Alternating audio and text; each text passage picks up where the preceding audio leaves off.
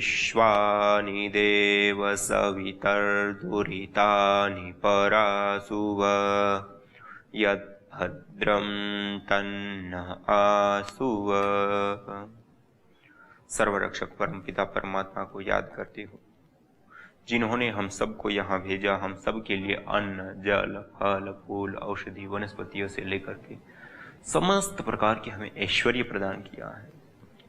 और उसी परमपिता परमात्मा ने हमें इस ऐश्वर्य का किस प्रकार से प्रयोग करना है, इस ऐश्वर्य का हम किस प्रकार से उपभोग करें, या इस ऐश्वर्य के साथ हमें कैसे व्यवहार करना है, या इस ऐश्वर्य से हमें क्या सिद्धि प्राप्त करें, इन सारे विषयों को लेकर के हमें किस तरह से हमें बर्ताव करना है, उसके लिए हमें परमपिता परमात्मा ने वेद रूपी ज्ञान प्रदान किया। जिस वेद रूपी ज्ञान को हमें प्रदान किया है, उस वेद रूपी ज्ञान में अलग अलग बहुत सारी विधाएं और विद्याएं हमें बताई गई। उस वेद रूपी ज्ञान का हम स्वाध्याय कर रहे थे, सत्संग कर रहे थे, स्तवन कर रहे थे। आइए इसी क्रम में हम और आगे बढ़ते हुए, हमने पूर्व में देखा था कि हमारे शास्त्र में या वेदों में जो यज्ञों का विधान किया गया है, उन यज्ञों के विधान में विशेष रूप से हमें क्या क्या लाभ मिल सकता है, और हम अपने जीवन को कैसे अच्छी तरह से सुचारू रूप से और विकसित कर सकते हैं, आप्लावित कर सकते हैं अपने जीवन को, और अपने ज्ञान को हम वर्धित कर सकते हैं। अपने जीवन में हम शांति को, सुख को कैसे प्राप्त कर सकते हैं, इस विषय को लेकर के बहुत सारी बातें बताई गई थी। तो आज भी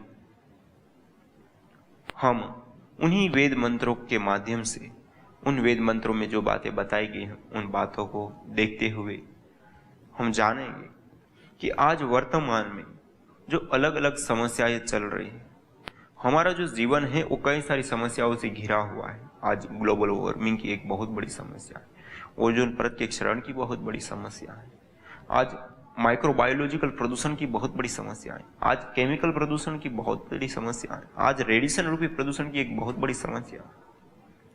और ये सारी समस्याओं के कारण मनुष्य ही नहीं, मनुष्येतर जो अन्य कीट, पतंग, पशु, पक्षी आदि से लेकर के जो समस्त अस्तित्व है, वो आज विशेष रूप से संकट से घिरा हुआ है। आज बहुत बड़े मानसून में परिवर्तन आ रहे हैं, कई सारी पेड़ पौधे, पशु पक्षी, कीट पतंग आदि की प्रजातियां विलुप्त हो रही हैं, और इसी प्रकार से अन्य कई सारी ऐसी समस्याएं हैं। अर्थात यदि मनुष्य को भी हम देखें तो मनुष्य खाली केमिकल प्रदूषण, वायु प्रदूषण के कारण ही 70 लाख से अधिक लोग मौत के मुंह में समा जाते हैं। इसी प्रकार माइक्रोबायोलॉजिकल प्रदूषण जो बहुत बड़ी मात्रा में, जितने लोगों की मृत्यु होती है उसमें 1/4 से ज्यादा लोग केवल मात्र माइक्रोबायोलॉजिकल प्रदूषण के कारण मौत के मुंह में समा रहे हैं। तो ये जो अकारण मौतें हैं, अर्थात अकारण का अभिप्राय है कि जो सामान्य जीवन शैली हम यदि जीते हैं, स्वच्छ जीवन शैली, स्वस्थ जीवन शैली, तो यह मृत्यु हमारी नहीं आएगी। लेकिन यह कारण जो वायु प्रदूषण है, केमिकल प्रदूषण जिसको हम कहते हैं, या माइक्रोबायोलॉजिकल प्रदूषण, ये बहुत बड़े कारण है दो, जो मौत की बहुत बड़ी आंकड़ा को बढ़ाने वाले हैं। तो इससे हमें बचना है, तो कैसे बचेंगे? तो उसके लिए हमारे शास्त्रों में, हमारे वेदों में यज्ञ का विधान किया गया कि हम यदि यज्ञ करते हैं तो यज्ञ से हम इन प्रदूषणों से हम आराम से बच सकते हैं। और इन प्रदूषणों से हम बचेंगे तो हमारी जो इतनी बड़ी संख्या है, जो 70 लाख से अधिक लोग केमिकल प्रदूषण से और इसी प्रकार से माइक्रोबायोलॉजिकल प्रदूषण से, इन दोनों चीजों से हम बच सकते हैं। और इन दोनों चीजों से बचने के लिए आज हमारे सामने अमोघ कोई साधन है, तो वह है यज्ञ, हवन, अग्निहोत्र।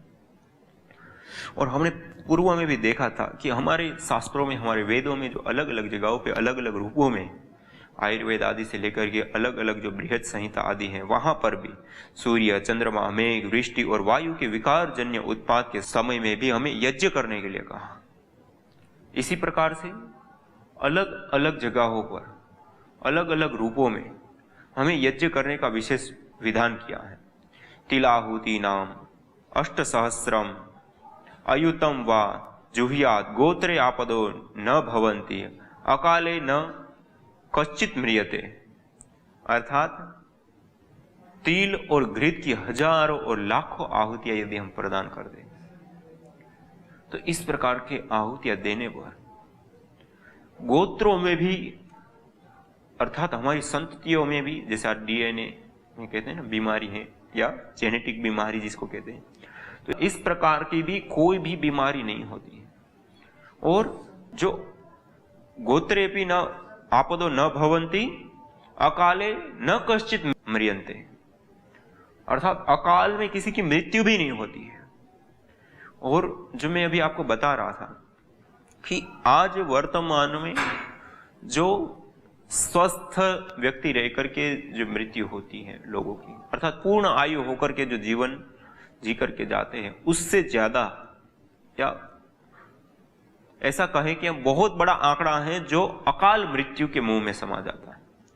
चाहे वो अलग अलग कैंसर, बीपी से लेकर के माइग्रेन, मस्तिष्क से संबंधित बीमारियों से लेकर के अलग अलग इन्फेक्शन, हार्ट, लिवर, किडनी आदि से संबंधित समस्याओं से लेकर के, या केमिकल प्रदूषणों से लेकर के, या माइक्रोबायोलॉजिकल बीमारियों से लेकर के, अलग अलग बहुत सारी प्रकार की बीमारियां हैं जिन बीमारियों के कारण बहुत बड़ी मात्रा ऐसी है जो समय से पूर्व ही अर्थात अकाल मृत्यु का ग्रास बनती है। जो वायु आज हमें प्राण दे रही है, जो वायु के कारण आज हमारा जीवन चल रहा है, अर्थात प्राण वायु कहा गया, प्राण देने वाली, जीवन देने वाली वायु, उसी वायु को आज हमने इतनी बड़ी मात्रा में प्रदूषित कर दिया है कि वही वायु आज हमारे मौत का कारण बन रही है। आज प्रदूषित वायु में जो व्यक्ति शहर में रहते हैं और जो बड़े शहर हैं, ज्यादा प्रदूषित शहर है, जहां अधिक मात्रा में वाहन व्यवस्थाएं या प्राइवेट वाहनों की व्यवस्थाएं अधिक है, या ज्यादा फैक्ट्रियां, कंपनियां लगी हुई हैं, ऐसे स्थान पर जो वायु प्रदूषण है वो बढ़ चुका है। और वहां पे जो लोग रहते हैं और वहां पे रह करके जो अपने जीवन का यापन कर रहे हैं, सामान्य रिसर्च भी ये बताती है कि वहां पर रहने पर उनकी हेल्थ, उनकी आयु, उनका स्वास्थ्य गिर जाता है, उनकी आयु कम हो जाती है। देने वाली जो प्राण वायु है वही भी तो आयु ले रही है, वायु को कम कर रही है। क्यों? क्योंकि उसके अंदर जो सार तत्व, उसके अंदर जो जीवनीय शक्ति का संचार करने की शक्ति को नष्ट कर दिया हमने, उसको हमने प्रदूषित कर दिया है। आज वायु जहर बन चुकी है हमारे लिए, जहां पे प्रदूषण है वहां। तो इससे हमें बचना है, तो कैसे बचेंगे? एक तो हम जिन प्रदूषणों को करते हैं उसको हम कम से कम कर। आज प्रदूषण के बहुत सारे कारण हैं, उसमें मुख्य कारण है एक तो मृत ईंधनों का जलाना, और उसके कई सारे इफेक्ट, कई सारे कारण हैं मृत ईंधन को जो हम जलाते हैं उसमें। तो सबसे अधिक पूरी दुनिया में सबसे अधिक किसी कारण से प्रदूषण होता है तो बिजली उत्पादन के कारण होता है। पूरी धरती पर जितना प्रदूषण होता है उसका 60% प्रदूषण केवल मात्र बिजली उत्पादन के कारण होता है, जिसका हम अपने घर में आराम से हम प्रयोग लेते हैं। सड़क, बाजारों, दुकानों से लेकर के घर तक, बच्चे से लेकर, जब बच्चा पैदा होता है वहां से लेकर के जब व्यक्ति की अंतिम श्वास चल रही होती है, तब तक इस बिजली का हर कोई व्यक्ति प्रयोग लेता है। हर व्यक्ति के साथ यह बिजली जुड़ी हुई है क्योंकि उसकी सुविधाएं हमने बढ़ाई है। और इसके उत्पादन के लिए जो कोयला, डीजल, पेट्रोल या जो भी ईंधनों का प्रयोग लिया जाता है, वह ईंधन सर्वाधिक रूप से वायु प्रदूषण का कारण बन रहा है। तो हम जिस घर में रहते हैं, जहां पे रहते हैं, हम अपने व्यवहार में आने वाले जो इलेक्ट्रॉनिक उपकरण है, वो एक तो उपकरण ऐसे लगाए या ऐसे प्रयोग करें जिसमें कम से कम मात्रा में बिजली का प्रयोग हो। दूसरा कि अनावश्यक बिजली का प्रयोग हम ना करें। चाहे कोई भी वस्तु हम चला रहे हैं, प्रयोग ले रहे हैं, तो अनावश्यक बिजली का प्रयोग ना हो, तब भी हम एक बहुत बड़ी मात्रा में बिजली का बचाव कर सकते हैं और उसके कारण बहुत बड़ी मात्रा में प्रदूषण जो हो रहा है उससे हम बच सकते हैं। दूसरा, हम जिन मृत ईंधनों का प्रयोग करते हैं उसकी जगह पे हम सजीव ईंधनों का प्रयोग करें। इसलिए तो हमारे परंपराओं में हम देखें तो एक लोकगीत के रूप में हम सबके सामने हर किसी के मुख पे पंक्ति आपको देखने को मिलेगी, जीते भी लकड़ी मरते भी लकड़ी, देख तमाशा लकड़ी का। यह क्या दर्शाना चाहता है? हम पूर्व में थोड़ा जाए तो कुछ वर्षों पहले हमारे जीवन लकड़ी के साथ विशेष रूप से जुड़ा हुआ था,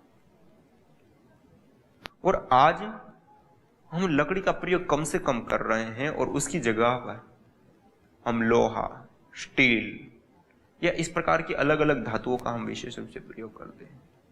1 टन स्टील का उत्पादन करने में 600 से 700 टन कार्बन हम रिलीज कर देते हैं, क्योंकि उसको निकाल करके प्रोसेसिंग करना, प्रोसेसिंग आदि से लेकर के जब तक हमारे प्रयोग में कुर्सी, टेबल आदि जो भी चीजें आती हैं या हमारे घर में जब तक लग जाते तब तक में हम प्रति टन 600 से 700 किलो हम कार्बन रिलीज कर देते हैं।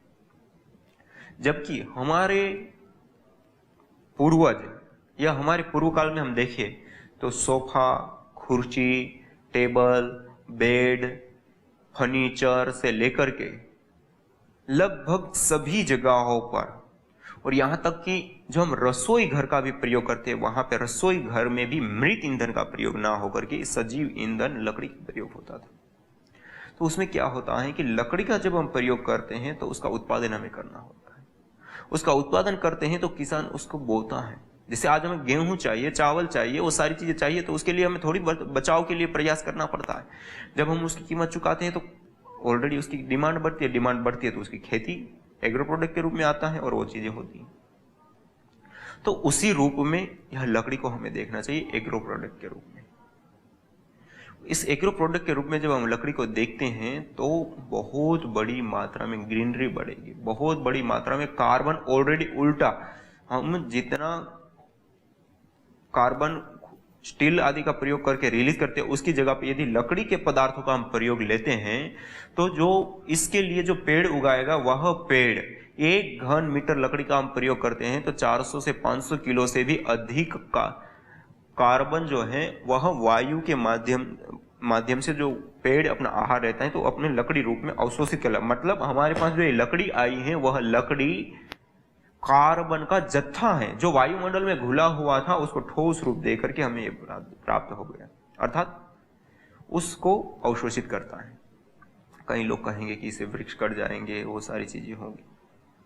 यह एक देखने का नजरिया है। हम देखें तो आज से 20-25 साल पहले ऑस्ट्रेलिया की एक कंपनी भारत में आई, हरियाणा सरकार से उन्होंने समझौता किया और उन्होंने एक बात रखी कि हमें यह पेड़, जिसको आज पॉपुलर नाम से जाना जाता है, इस पेड़ को हमें एग्रो प्रोडक्ट के रूप में दें और हम किसानों से उगाएंगे और उसको हम काटवाएंगे। उन्होंने एग्रो प्रोडक्ट के रूप में स्वीकार किया और उसके बाद उस कंपनी ने शुरुआत की। आज भारतवर्ष में हजारों कंपनियां हैं।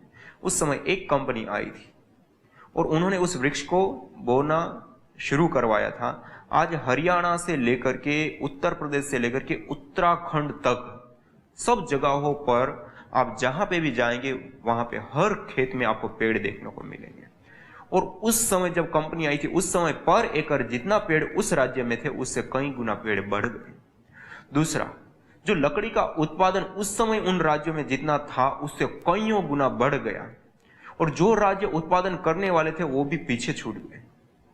अर्थात प्रति वर्ष मैट्रिक टनों में लकड़ी कट रही है, हजारों करोड़ रुपया का व्यापार हो रहा है, फिर भी कार्बन ग्रीनरी बढ़ रही है, वृक्ष की संख्या ये बढ़ रही है, कार्बन फुटप्रिंट कम हो रही है, किसान को आमदनी मिल रही है।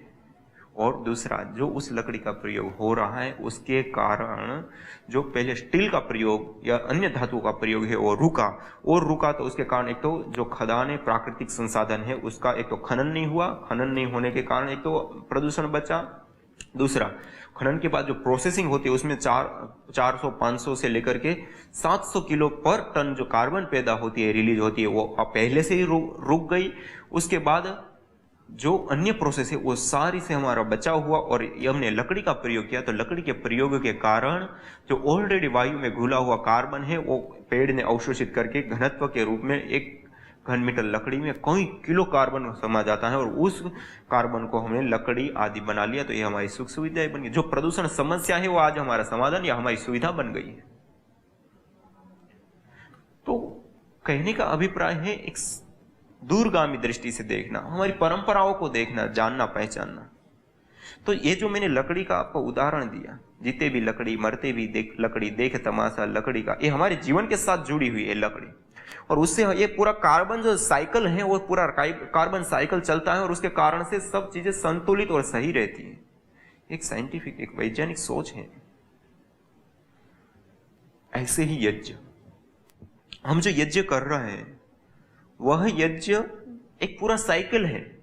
अनाद भवंति पर्जन्यो, पर्जन्याद अन्न संभवः आदि जो बातें श्रीमद् भगवत गीता से लेकर के, मनुस्मृति से लेकर के अन्य अन्य ग्रंथों में जो बातें बताई कि हमारे पास जो हवीर द्रव्य आते हैं, अन्न आदि जो आए, जौ चावल से लेकर के जो अलग अलग तिल आदि, उसकी हम हवी दे यज्ञ अग्नि में।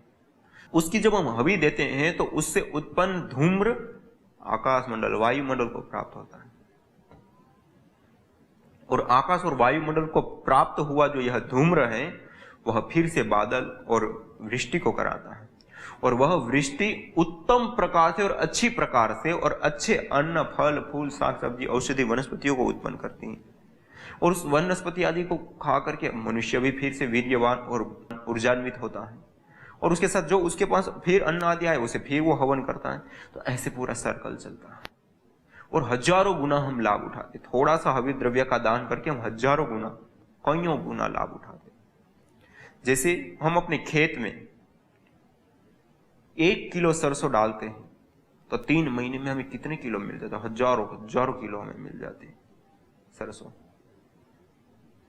ऐसे ही यहां यज्ञ में भी हम 1 ग्राम घी डालते हैं तो वो 1800 गुना से भी ज्यादा बढ़ जाता है। हम नारियल की आहुति देते तो 41,000 गुना से भी ज्यादा बढ़ जाता है। माने गैस फॉर्म को धारण करता है। एक साइंस है, एक नैनो टेक्नोलॉजी है यज्ञ। अग्नि एक सूक्ष्म पदार्थ है, और उस पदार्थ के अंदर जो भी पदार्थ हम डालते हैं अर्थात जलाते हैं, उसको वह अग्नि उतना ही सूक्ष्म कर देती है, अपने जैसा बना लेती है। अंगम नहीं थी अग्नि, वो अपने जैसा बना लेती है। हम अपना हाथ डालेंगे तो अपने हाथ को भी अग्नि रूप बना लेगी, लकड़ी डालेंगे लकड़ी को भी अग्नि रूप बना देगी, या कोई भी और पदार्थ डालेंगे अग्नि में तो वो अपने जैसा बना लेगी। घी की आहुति देते वो घी को भी अपने जैसा अग्नि रूप बना लेती है, और अग्नि अत्यंत सूक्ष्म होती है। तो हर कोई पदार्थ को नैनो कर देता है, बहुत महीन पार्टिकल के रूप में, गैस फॉर्म में, ऊर्जा के रूप में उसको कन्वर्ट कर देता है, और वो जो वायुमंडल में फैलता है तो उस वायुमंडल के अंदर कई सारे प्रकार के प्रभाव को देता है। जैसे मैंने कहा कई गुना हो जाता है, ऐसे ये भी कई गुना भी हो जाता है, और उसके इफेक्ट, उसके लाभ भी कई गुना बढ़ जाते हैं। एक यज्ञ छोटा सा हमने किया, लेकिन उसके माध्यम से उत्पन्न जो ऊर्जाएं हैं वह ऊर्जाएं पूरे वायुमंडल में घुल करके उस वायुमंडल के अंदर जो भी असंतुलन है, जो भी किसी भी प्रकार का कोई दोष है, विकृति है, उन सब को दूर करने का काम करती है। इसलिए हमें यज्ञ करना चाहिए, हवन करना चाहिए, अग्निहोत्र करना चाहिए, अपनी जीवन शैली का अभिन्न अंग बनाना चाहिए अग्निहोत्र। अग्निहोत्र जीवन शैली एक ऐसी साइंटिफिक वैज्ञानिक जीवन शैली है कि अग्निहोत्र जीवन शैली को अपनाएंगे तो सबसे पहले केमिकल प्रदूषण से बचेंगे, जो उसको हम वायु प्रदूषण आदि कहते हैं। दूसरा, माइक्रोबायोलॉजिकल प्रदूषण से बचेंगे, जो कोरोना से लेकर के अलग अलग प्रकार की कई सारी बैक्टीरियल वायरल डिजीज, उन सब से हमारा बचाव होगा। तीसरा, रेडिएशन से बचेंगे। आज हम इलेक्ट्रिसिटी से लेकर के कई सारे प्रकार के इलेक्ट्रॉनिक्स उपकरणों से लेकर के कार्बनिक उपकरणों का प्रयोग करते हैं, वो सब रेडिएशन छोड़ते हैं, उन सब रेडिएशनों से हम बचेंगे।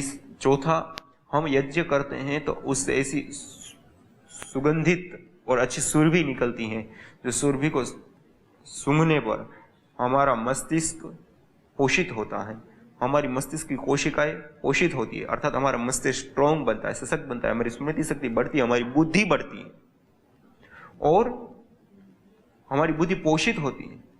उसके साथ साथ जो हार्मोन्स हर सेकंड के कुछ हिस्सों में ही बनते हैं और पूरे शरीर में घुलते हैं, जो हमारे स्वास्थ्य का एक बहुत बड़ा अभिन्न अंग होता है, उसके ऊपर विशेष रूप से इफेक्ट डालता है। अर्थात गुड हार्मोन्स को बढ़ाता है और बैड हार्मोन्स को दूर करता है।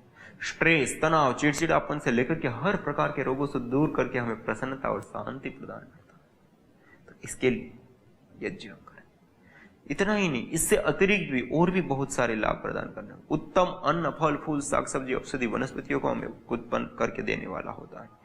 जो भी हम हवि देते हैं उससे उत्पन्न ऊर्जाएं बादल को प्राप्त होती है, वायुमंडल को प्राप्त होती है, वह भूमि आदि से लेकर के पेड़ पौधे वनस्पति जगत को भी प्रभावित करती है, उनको भी सात्विकता से युक्त करती है, उसके अंदर भी पोषक तत्व या जो मित्र जीव है उसको बढ़ाती है और जो शत्रु जीव है उसको दूर करती है। तो उसके भी रोग दूर होते तो और अच्छी प्रकार से वो अच्छे अन्न फल फूल देने में समर्थ होता है। और उन अच्छे फल फूल औषधि वनस्पतियों को हम प्राप्त करते और उसका सेवन करते तो हम और शक्तिशाली, बलशाली और निरोग्य जीवन को हम प्राप्त करते हैं। तो इस प्रकार से देखें तो खाली केवल मात्र एक यज्ञ छोटा सा है जो 10 से 12 मिनट में हम संपन्न कर सकते हैं, वह यज्ञ एक साथ कई सारे लाभ देता है। और ये तो सारी चीजें जो हमें दिख रही है, और हमारे शास्त्रों में कहा है कि जो यज्ञ है वह दृष्ट लाभों के लिए नहीं, अभी तो विशेष अदृष्ट लाभों के लिए किए जाते हैं। यज्ञ के जो मुख्य फल होते हैं वो अदृष्ट होते हैं, पुण्य संचय होते हैं, स्वर्ग आदि की प्राप्ति आदि कही, स्वर्ग मानी सुख विशेष की प्राप्ति। लोक वैसे तो लोकांतरों में भी कुछ इस प्रकार की स्थान माने गए, तो जो भी है, लेकिन यज्ञ करके लोग कहते स्वर्ग, मरने के बाद स्वर्ग नहीं, आपको जीते जिस स्वर्ग की अनुभूति कराने की कोई शक्ति है तो यह अग्निहोत्र जीवन शैली में आप करके देखिए, आपका जीवन सुखमय हो जाएगा, आपका जीवन शांतिमय हो जाएगा, आपके जीवन में स्ट्रेस, तनाव, चिड़चिड़ापन आदि सब से मुक्ति मिलेगी, शांति मिलेगी, सहजता मिलेगी, परिवार की खुशहाली बढ़ेगी, परिवार में आपसे क्लेश, आपसी झगड़े मिट जाएंगे। यज्ञ करने से आप जिस वायुमंडल में रहते हो इतना सुरभि, सुगंधित और इतना पॉजिटिव ऊर्जाओं से युक्त होगा कि आप कल्पना भी नहीं कर सकते। इसलिए हमारे शास्त्रों में कहा है कि होत्री सदनम हिरण्ययम, होत्री सदन, जहां पे हवन होता है वह सदन, वह घर हिरण्ययम, हिरण्यमय बन जाता है, देवालय बन जाता है, दिव्य शक्तियों का वहां वास होने लगता है, वहां पे सारी शुभ शक्तियों का वास होता है।